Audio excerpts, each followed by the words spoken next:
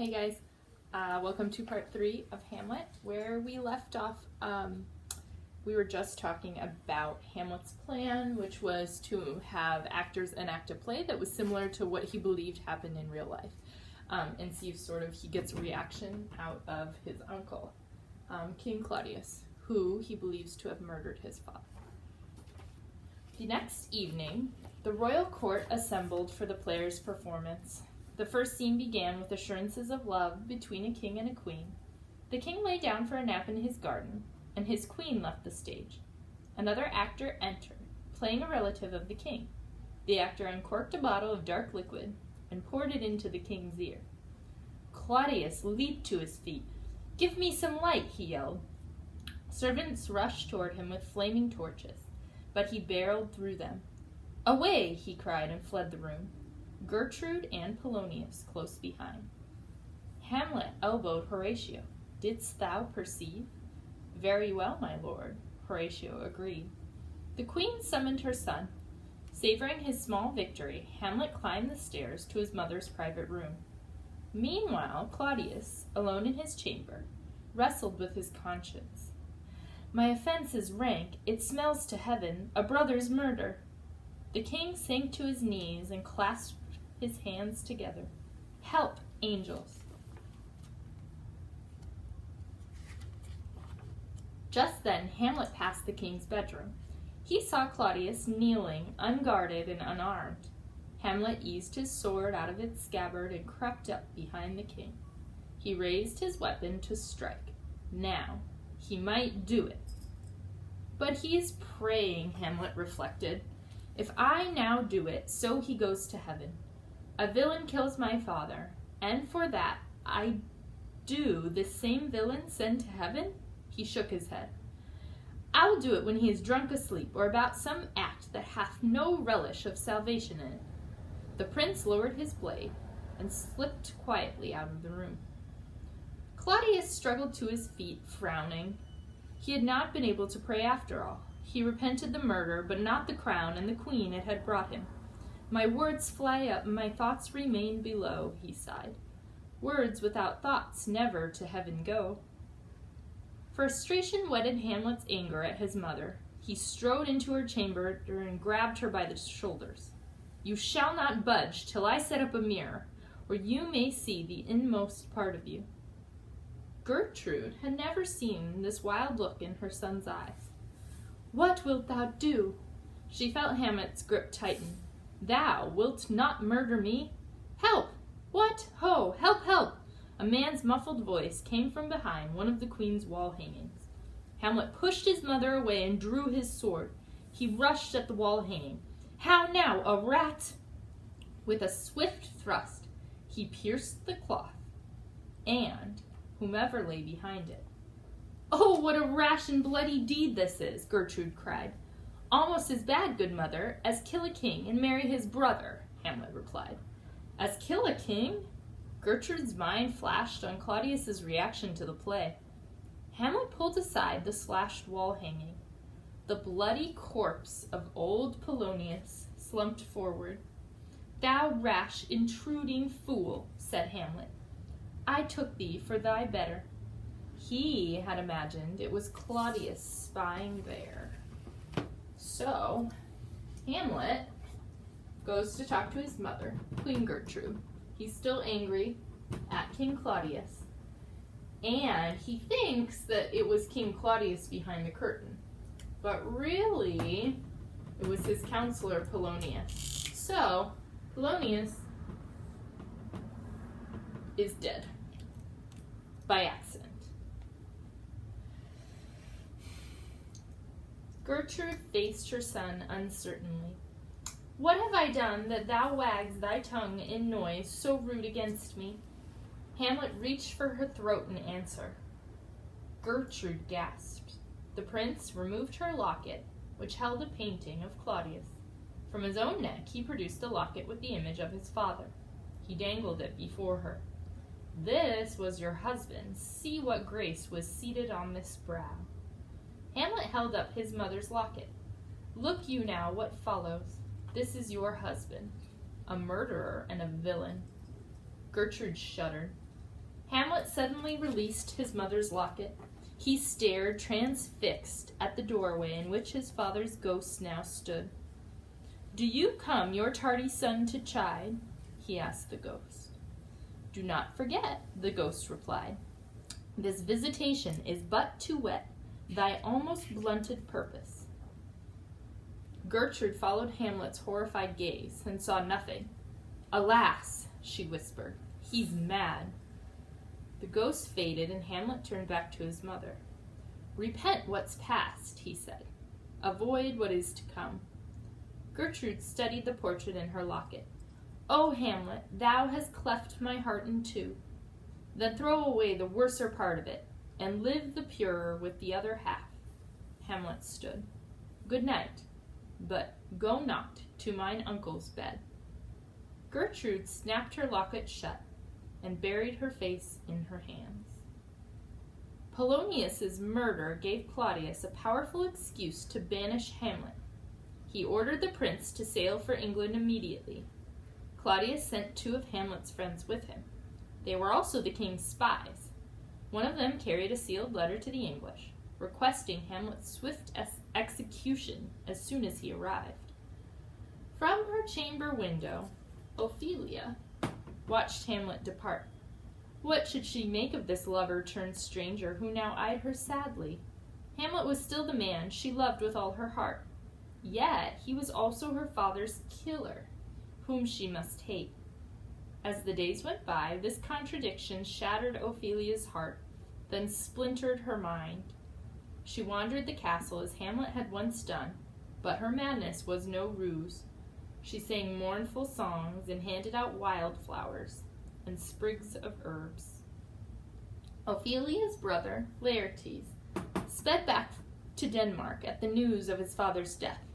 When he saw his sister, his grief doubled. "Is it possible a young maid's wits should be as mortal as an old man's life?" he cried. Strange news reached the castle. Hamlet had returned to Denmark and was on his way back to court. Alone. Claudius realized his plan had failed. He also realized that Laertes' anger might prove useful to him. Claudius told Laertes that Hamlet had killed Polonius. He reminded him that as a good son, he should avenge his father's murder. So, Claudius now is trying to get Laertes on his side.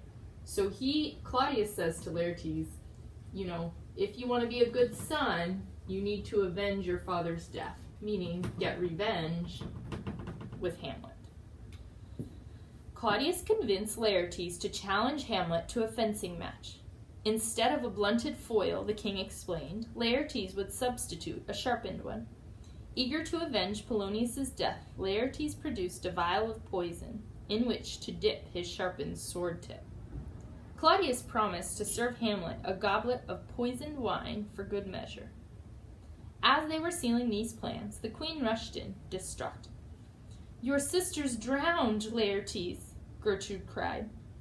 Ophelia, carrying garlands of wildflowers, had climbed a willow tree that hung over a brook. As she reached to hang her decorations, a branch snapped, and she slipped into the water. Her clothes spread wide and mermaid-like. A while they bore her up, Gertrude said. She chanted snatches of old hymns, as one unknowing of her own distress. But long it could not be, till her garments, heavy with their drink, pulled the poor wretch to muddy death. So, got her second death, Ophelia. Horatio, meanwhile, had gone to the port city to escort Hamlet home. En route, they passed Prince Fortinbras's Norwegian army. Hamlet admired the forceful prince who had struck a deal with Claudius and now marched forward to conquer other lands. Hamlet couldn't help but compare his own ambivalence and inaction with Fortinbras's spirited ambition. The time had come. "From this time forth, my thoughts be bloody or nothing worth," Hamlet resolved. As Hamlet and Horatio rode toward Elsinore, the prince told his friend the particulars of his escape. So now they're going. Hamlet described how he had secretly altered the sealed letter to order the deaths of his untrustworthy friends. So now Hamlet knows, actually, Hamlet knew that somebody was trying to kill him. So he was sneaky and he opened the letter and said, have these guys killed instead of me. Hamlet and Horatio passed through a cemetery as they neared. A grave digger was shoveling out an old grave to make room for a new corpse. The grave digger unearthed a skull, which he showed to Hamlet. "This same skull, sir," he said, "was York's skull, the king's jester." Hamlet turned the skull around in his hands. "Alas, poor York! I knew him, Horatio. A fellow of infinite jest, of most excellent fancy." He smiled at the skull fondly. "Where be your flashes of merriment?" They heard somber music, such as heralded a funeral. Hamlet and Horatio hid themselves as royal procession entered the gate. "Who is that corpse they follow?" Hamlet whispered. The body, wrapped in plain cloth, was lowered into the earth. With a cry, Laertes leaped into the grave, weeping and calling his sister's name. Hamlet gasped. "What? The fair Ophelia?" He darted out of his hiding place. "I loved Ophelia," he shouted. 40,000 brothers could not, with all their quantity of love, make up my sum." He, too, leaped into Ophelia's grave. Laertes lunged at Hamlet, and the two men had to be wrested apart. Horatio swiftly led Hamlet toward the castle, while the king calmed Laertes by reminding him of their lethal plan. So, Ophelia is being buried. Laertes, her brother, is very upset. So he jumps into her grave. Hamlet is also upset. He jumps in as well. Laertes remembers that he maybe wants revenge on Hamlet, and Claudius assures him that they're going to do it. The following day, the banquet hall was outfitted as a fencing ring. All the court came to watch the match. Hamlet and Laertes faced off. They circled each other warily. Then Laertes lunged. The poisoned tip of his foil pointed straight at Hamlet's heart. Hamlet batted the thrust aside. He turned and touched Laertes with his blunted sword tip. "A hit," announced the fencing judge. Pretending to celebrate Hamlet's successful strike, the king handed him a jeweled goblet, filled to the brim with poisoned wine. Hamlet passed the cup, untouched, to a servant. "I'll play this bout first. Set it by a while." The second round lasted longer. Hamlet moved quickly to parry Laertes' blows. The prince lunged 3 times before he finally landed a second hit on his opponent. Gertrude rose to her feet. She took Hamlet's goblet from the servant's hand. The queen raised the cup. "To thy fortune, Hamlet." And we'll stop there. Oh, no we won't. Actually, this is almost done. So, Claudius reached out to stop her, but she had already drained half of the poison liquid. So Queen Gertrude is drinking the poison that was meant for Hamlet. The king lowered himself onto his throne, stunned, so he's upset. The sword fight resumed. In the third round, Laertes surprised Hamlet. He flicked his sword against Hamlet's arm. Its sharp tip cut a shallow wound. Enraged, Hamlet turned on Laertes. He struck the illegal foil out of his grip. A scuffle followed. The prince grabbed the sharp sword, and Laertes got the blunted weapon. In no time, Hamlet wounded Laertes with the poisoned foil. Both men now bled. Suddenly, the queen gasped for air and tumbled from her chair. With horror, she realized that her son had been right about her husband. "Oh, my dear Hamlet, your drink." "I am poisoned." There she goes. That was by accident. As Hamlet rushed to the dead queen's side, Laertes sank to his knees. "Hamlet, thou art slain," Laertes called. "The treacherous instrument is in your hand." He shivered violently. The foul practice has turned itself on me. The king's to blame. Hamlet stared at the sword in his hand. The point in venom too, then venom, to thy work. The prince leaped at Claudius and ran the sword into his chest. He seized the jeweled goblet and poured the rest of the lethal wine down his uncle's throat.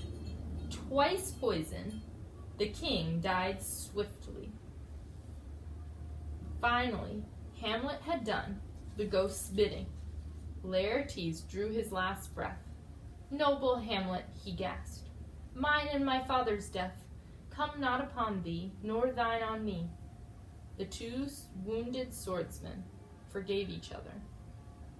Warlike noises came from outside the hall. A courier rushed in with news that Fortinbras and his Norwegian army were at hand. Hamlet staggered. The poison from the wounds spread. The prince called for his one true friend. Horatio, thou alone livest. In this harsh world, draw breath to tell my story. Then Hamlet collapsed. The rest is silence, he said, and died. So Laertes, in his last breath, forgave Hamlet, and Hamlet called Horatio to say goodbye, and then Hamlet died. Horatio looked around him in anguish.